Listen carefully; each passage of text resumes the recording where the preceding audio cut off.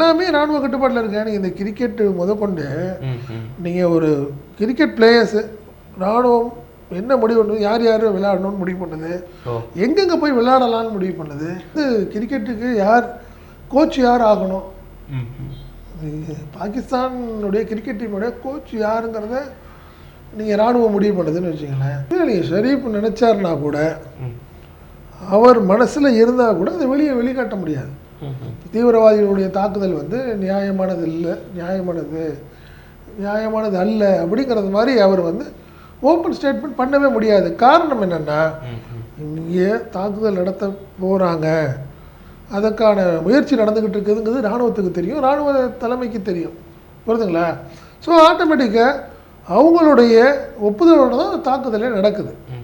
அதனால் நீங்கள் வந்து பிரதமரோ அதிபரோ இந்த விஷயங்களில் பெருசாக ரியாக்ட் பண்ணிக்க முடியாது.